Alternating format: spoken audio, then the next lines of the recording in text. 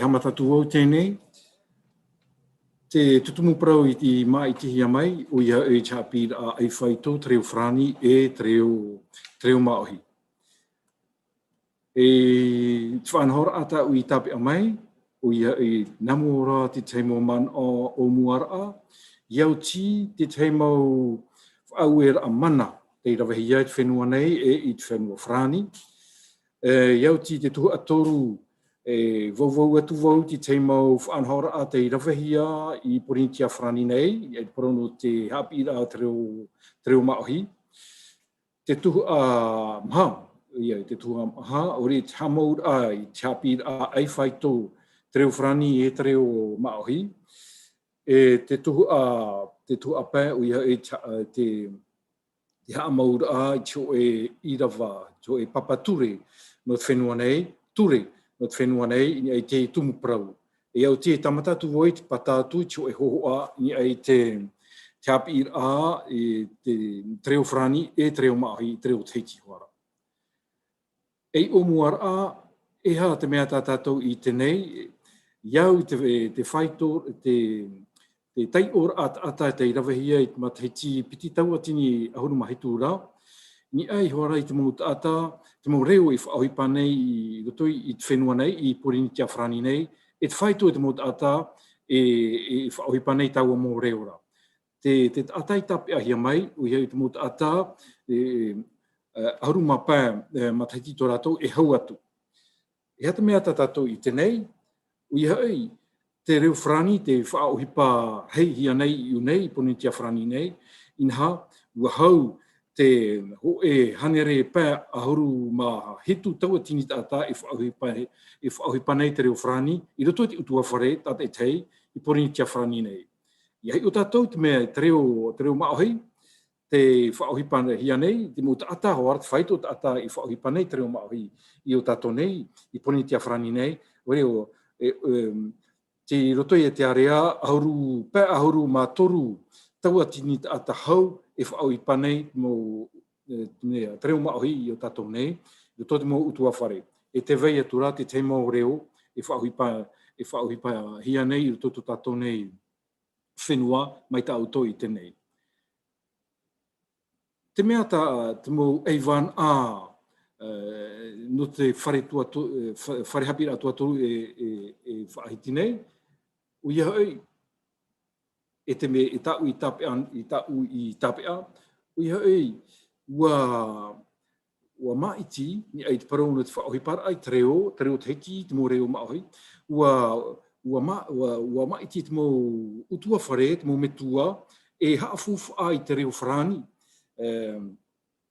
i roto i te tauara a parau e te mo tamari, e wariro te haafufu a namu aroa te reo frani, e haapair i te mo reo maohi. E te mea tarato i man o ia ia haafufu anua hia te reo maohi, i wariro te reira, e haataupupura ai te mo tamari i te roto i tō ora ato tiare. E hata mea tātou i tenei te imumhana, te mo atapa arian, te reira o te ata e whaohipa nei te mo reo maohi, o rea i te mo atapa ari, ia hei o tātou te mo te ui api, wa toparoa te mo te ui api e whaohipa nei te reo maohi o tātou nei whenua, te whaito, te tei ora ata i rawehia i te matahitita piti taua tini ahuru mapiti ira. Hua tua, hea te mea te te man o i whaahiti hia i Jacques Vernoton i te matahiti piti taua tini ahuru mapēra, mai te pau i vehe ono tātou te reira, mai te pau i tātou e rohi. I roto no te hoe area ho hui e riro roa te mo reo, te reo maohi, i te morohi, i te moe. Roto te mo hou atua, roto te mo wharehapi hea ta mea tātou te tarato i ite, o ia ei, te haafufa nei, te chapir te mo oromitu hapi, chapir te reo frani, e te reo, te mea, te tai ora mai te peu e toi mai, te teime, e ria e hapi hia te reo, te mo reo maohi. Te rira, te mea, te hapi fufa aroa, te tape ahia mai, o reo i te reo frani, e te hapi a ni e te tei ora. Te mo whau e a mana te rawahia i te whenua frani.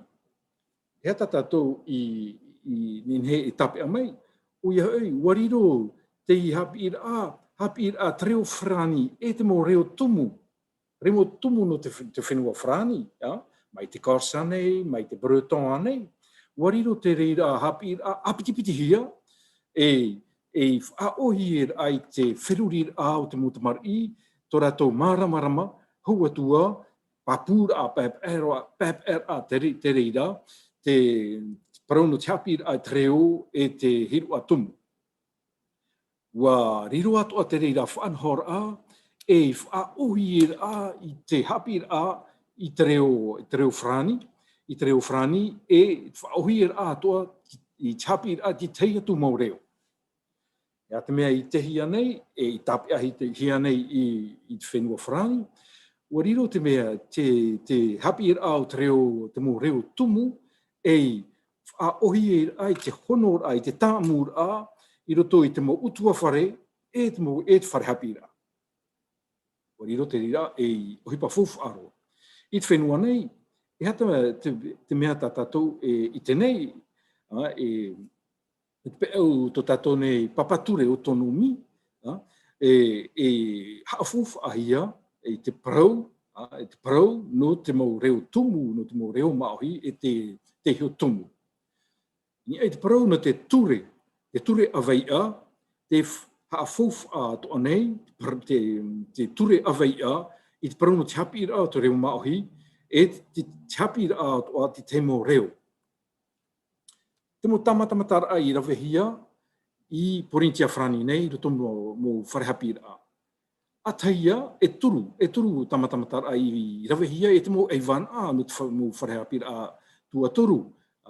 A taia te parau no te pep a, whanane a i te hapi a, i roto i te mo wharehapi a, e piti ahoru ma piti ma wharehapi a te tape ahia mai, no te pep a, no te anane ai te pro no te hapi a te reo teiti, te reo nuhiwa, te reo pomutu, te reo raiwawa, te reo tupuai e te reo arewa. E pa hora i te hepetoma warawehia te i hapi a, i roto i te nau piti ahuru ma piti wharehapi a. E hate mea i ninhe i tape a mai. Iau te i whanhora a. Wariro te motamari te numera, te whaitor au te motamari, i roto i te whare, i roto i parau no te reo frani, ho e a whaito e te tei ore i o roto te whanhora a. Hou atua, te motamari te i o roto te whanhora a, ohi e roa, whaito meit e tarato i roa mai, roto i te parau no te hapi au te reo teiti. Te piti o te tamatamata a i te rawahia, o rei te tamatamata a te ihia e kolpam i te rawahia i o nei, i te mataiti piti tau atini e iwa, i te aro atu i te mataiti piti tau atini a huruma ho e. Warawe ato a te reira i te whenua taratoni, warawe ato a te reira o whanhor a hoe a teime i te whenua Guyana. I hatu wha, e pep a, te mo reo, anane a chora chapi a o te reo tumu, te reo maohi i o tato nei, e te hapi a to a, te tei ora a, e te papa i a, nā roto i te reo teiti, ho e a teime e te reo frani. E hate mea uhur a, e hate mea inin he tatatou i nin he tape a mai. Ui hei, ohi e te mo tamari, ohi e te mo tamari, te ioroto te whanhora, ai te parau, nā rato te reo maohi, te reo teiti hoara, ohi a rato ara, i a rato i te tei o nā rato te reo teiti, e ho e tumprau fofu aroa te umai ni tatatou i nin hei tapea, o ia ei, tō ratou hi ora ni ei o ratou sho. O ia ei, tō tamar i maohi, tō tamar i teiti ane, ratou, e ti ar a tamar i maohi, e wariru atua te hapira e whaohi maitai, hi ora maitai no rato, no te mea, me te peu e tamari I maohi, ap I atoa I ngā roto te rau maohi, I te taio e I te papaira. A taia. Te mea tatato I nen hei tape amai, ai ta te reira I a taupupu I noa ai, te apira ai te reo whrani. E, te mea toa I te hia mai, te mou aivan a, o I hae, te whaohi a, pep a, te taua whanhor ara, wariro te reira e whaohi atu ara I te apira ai te reo whrani. Te toru te tamatamatara a, te irawahia mai te mataiti piti a tawatini ahuru mahau e rā e tēro atu I te mataiti piti ahuru ma ho e ahuru mamha, o I hae te reo cycle 3, ho e ahuru, pap amai te a I pro no te hapi au te reo maohi, a piti hia I te reo whrani, e pa e hora I te hepe toma, ua rawe te rira I totu te rira whanhora I totu mo pia CE2, CM1, CM2, e hitu wharehapi rā te tape a hia mai I teiti e im orea. E hea te mea I tape a e puhohur ana tātou, o ia ei ohi e te mo tamari I te proprau, ohi e roa te mo tamari I propo, te mo piahi te propo nā roto te reo teiti, ai tā ho e noa, e taupupur ai ni te pro no te hapi ira I te reo whrani, e wariro atua te reira whanhor a, e whaohi atua I te pro no te apapur ai te mo tamari, I roto I te papa ira, nā roto I te reo whrani. E tā mai te ia tātou, a puai an hia I te pro no te hapi ira I te reo whrani, te reo maohi, a piti hia I te reo whrani, e wariro te reira, e whaohi atua ra, I papa ira nā roto te reo whrani. Oi pa fofu aro te reira. Te ha maura I te mau wharehapi ira, te hapi ira, ai whaito a, te reo maohi e te reo whrani. Iau, I te meu puohur a o te mau tamatamatara a ta ui I whaahiti, ua whaauti te whaatarera a hau, no te whenua nei, te pēo no te ti au nei te pron te hapira a, ia naruto I te nau e piti wha, I tape ahia mai, o ia te paruru a, I te mau reo tumu, o ia te maru, te reo maohi, e te iho tumu, no te whenua nei, e te amanu ia a I te mutamar I roto taratou mo, re roto taratou hapira a. O ia ia a papu au ia pep au whananea au te whanhor a, e o ia whanhora I tape ahia mai, a wharhora nā roto te reo whrani, a wharhora nā roto te reo teiti au rera te reo maohi. Urawe hia te reira, I te mataiti piti a te whautira, I te mataiti piti tauatini ahuru mai wāra. Ni o te parau no te ture. Ai te peu te wheneta tātou ne papa ture autonomi, hei e te mea nen hei e tia I a rawe hia, o ia hei, I a rawe hia, ua rawe hia e parau mana, arete, parau mana, no te amaura a te i tamatamatara a. E ta tātou nen hei e rawe noa te mo uhipa mai tātou I mana o. E ti ahoa, I aura ro te parau no te ture, te rira, no te rira, ua amauhia, rawehia te o parau mana, no te amaura te I hapi rā.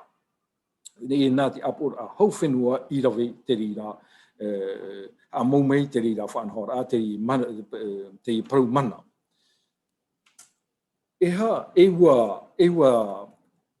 Ua amau atua te o roto taua parau mana ara, ua whaahepohi a mātou, te amau ai te o tomi te whaatere.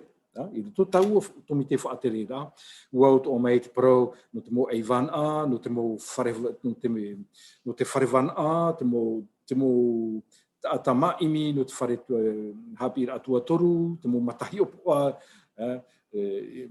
e te mo metua te metua tamari atoa te iu i roto i taua tomitera.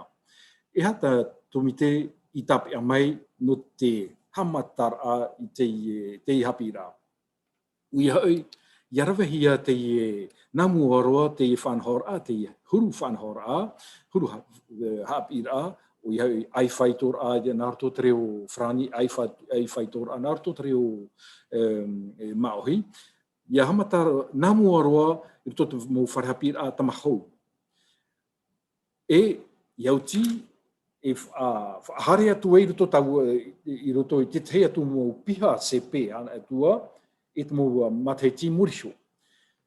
No te mo piha whai no te tuha apiti e to te hua toru mai te piha se pe, te ratu te piha se andu, e a mauhia tio e whaito hora hapi a e pā e toru arera e pā horai te petoma. Ia hapi atua taua nau reora, ho e noa ho e noa oromitu hapi, o ia i te ata atumuhia, e te hapi nei roto i taua mo piha hapi a. Te whaito i ti ehia nei, te mo mataheti hare mai nei, o ia e whaito piti, to e whaito a i rawehi i ha mauhi i te mo whenua no Europa. Whanhora toa i o tui prauno te hapira. Prauno te hapira i te mo te reo maohi, nā hea i hapi i te mo reo maohi, papu mai te whanhora ai tai whiwhitari rea pā. Te mea tamatou e ananea nei, e papu nei te imo mahana, o ia te hapira te mo te teia tu mau hapi mai te mo te ihipapane, mai te hapi te mo numera e hana atua. Pai tai tara atino e hana atua. Te rira tamatou tautora i te momhana. Te mo whare hapi i tape ahia mai. No te mea i tenin hei whaheponoa i te mo urimitu hapi i aoro to i taua whanhora ara. O ia na tair ai te mo urimitu hapi e papura te torato arawhira i te parauno te aprau ana arto i tau mo reo treo maohira. E whari atoa mai te mo metua tamari e ti ahoa ia rawhia ia roa mai tau a whari ira. E ape atoa mai te mo whare oire no te parauno te utara te mo te mari, no te mo tata e rawe ohipa a te mo whare oire e rohine i roto taua mo whare hapi ara. I te matahi tipiti taua tini ahuru mai wara e matahi piti taua tini piti ahuru, te i ua tape ahia mai e turu whare hapi ra, o ia hoi taa, tiva, hoi morea, e hoi hapi ra te prohia te CGA, te i tau e turu whare hapi ra i tape ahia mai, e hanere hitu ahuru maiwa tamari te ioro toi te whanhora a o ia ai whaitor ai treo te hapi ai treo frani e treo maohi. I te mataiti, piti taua tini piti ahuru, piti taua tini piti ahuru maho ua hoa toa mai e hitu wharehapi a te io mai roto i taua whanhora ara.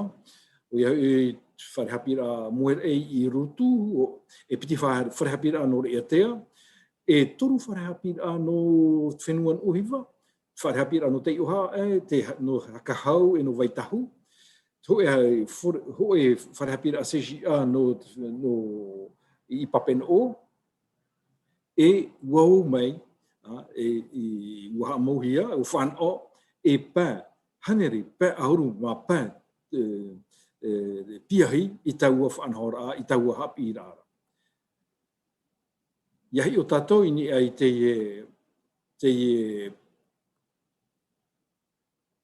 api, ua o tō mai, ua o tō mai te meo wharehapi a, no te mo whenua uhiwa, no te whenua raro matai, e ni amatai, no te whenua wau tō mai e wharehapi a no tū apa, o ia e rurutu. Ai tāt mo wharehapi a, ai tāt reo, no te mo ta amutu, tuamutu e maarewa I tape ai mai. E no reira, te upua nei mātou, I te amau te reira, I te whenua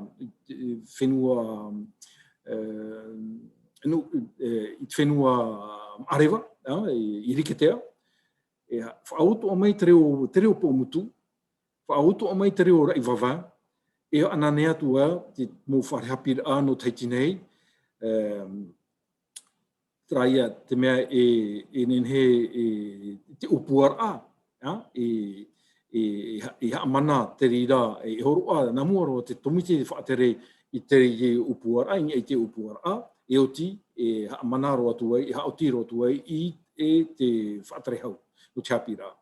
E no ta apapuro ai te huru hapira, o ia te hapira ai whai tora, treo frani e treo te mo reo maohi, e amohia te rawena I mātou te tu haohipa, e rawahia te o e ture e maitihia e to tātou e te motia no te whare a rahi no te whenua nei, e rawahia te rira I toto mohoi hepe to mai hare mai nei. E nei, e patatu oi te o e hohoa, I te mei o tō, e hat whanahor a, e rawahia nei roto te mo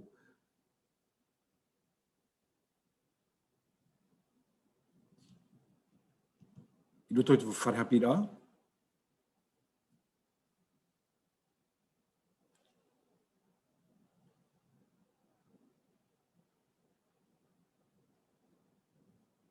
Are.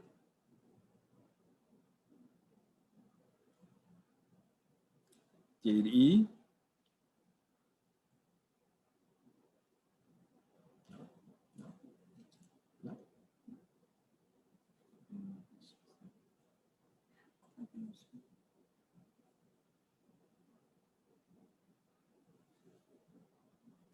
Te iri tau pupuri I tātou hipa.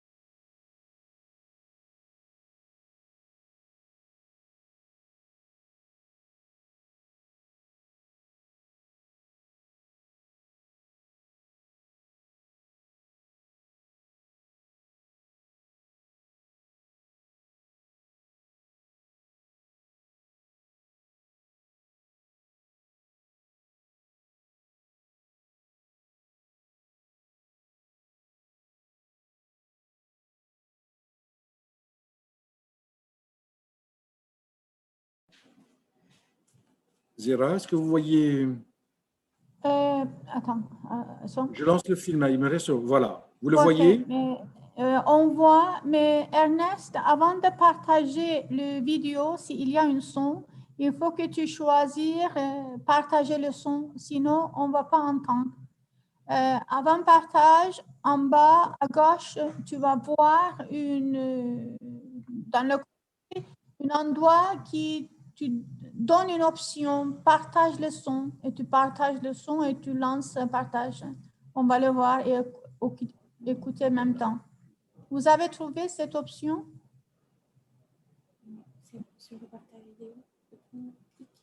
Là. Et tu expliques. Oui, attends, on le cherche. Hein. Désolé.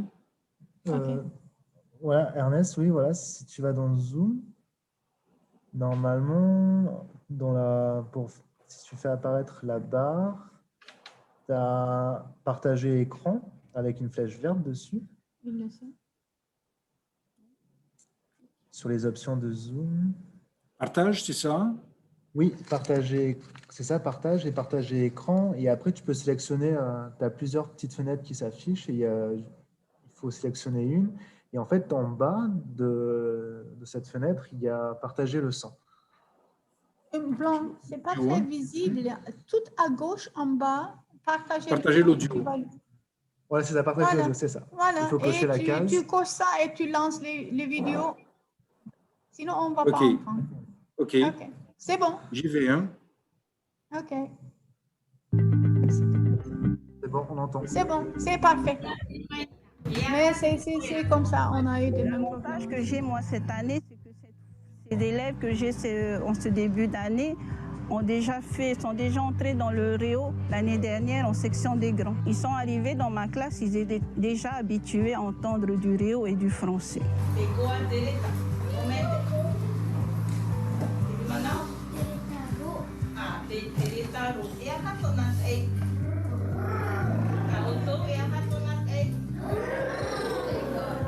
Pour ceux qui ne pratiquent pas le Réo, qui ne sont pas locuteurs, c'était un peu plus difficile. Mais il y a quand même certains domaines où c'est beaucoup plus facile d'entrer par le Réo Teti que par le français.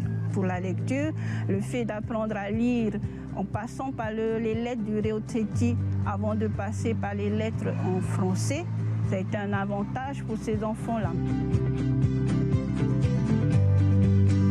On sent la présence des parents dans tout ce qu'ils font, nos enfants. Ils nous accompagnent, on les sollicite pour des projets culturels, ils répondent toujours présents.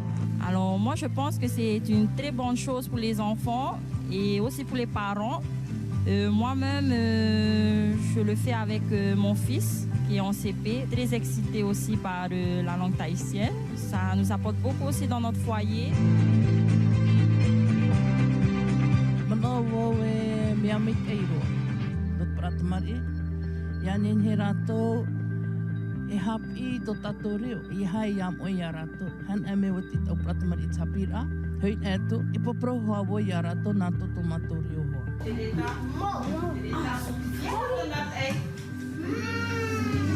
Pour nous, c'est une vraie richesse puisqu'on est venu en Polynésie française pour découvrir la culture et une langue fait partie intégrale de la culture d'un pays. J'arrive à maîtriser les jours de la semaine, les chiffres. Après, c'est lui qui va nous dire des mots si on part en sortie, comment on dit poisson, comment on dit pieuvre, parce qu'il l'a appris en fait à l'école. C'est pour ça que c'est une vraie richesse. En fait, son papa et moi, on apprend en même temps que lui. Donc, en fait, ça fait en plus un bon moment familial, je trouve.